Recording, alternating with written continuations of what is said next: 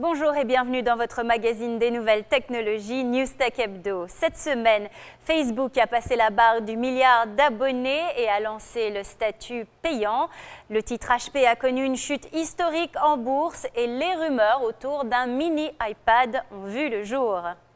Mark Zuckerberg l'a annoncé cette semaine dans un statut triomphant. Facebook a franchi la barre symbolique du milliard d'utilisateurs, un seuil qui a été atteint exactement le 12 septembre dernier à 12h45. Les analystes relativisent cependant l'exploit. Selon eux, 9% des profils existants seraient des faux, des comptes dupliqués ou même indésirables. Cela ferait donc environ 87 millions de pseudo-utilisateurs. Ils ajoutent à cela que le nombre d'utilisateurs ne garantit pas la rentabilité et les investisseurs le savent. Le jour de l'annonce du record, c'est-à-dire jeudi dernier, l'action Facebook a d'abord gagné près de 2% avant de repartir à la baisse.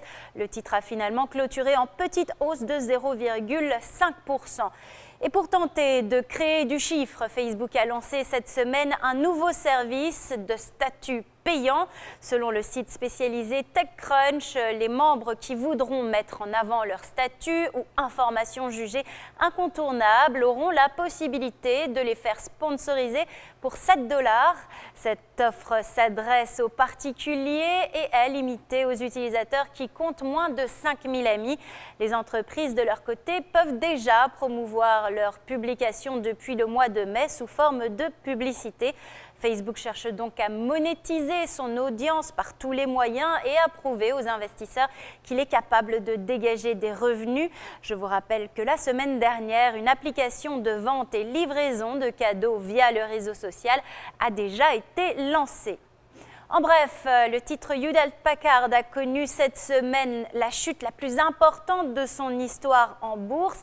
Mercredi dernier, la directrice générale du groupe informatique, Meg Whitman, a revu à la baisse ses prévisions en annonçant que l'année 2013 risquait d'être une année difficile. Mercredi à la clôture, le titre chutait de 13% à 14,90 $ à Wall Street, son plus bas niveau en 9 ans.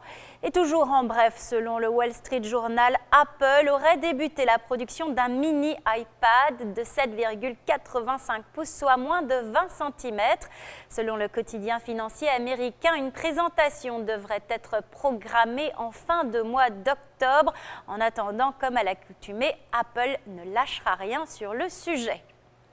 Newstech Hebdo, c'est tout pour aujourd'hui. Je vous retrouve la semaine prochaine, toujours au Nasdaq, au cœur de Times Square, à New York, pour un autre numéro de votre magazine technologique avec NYFP.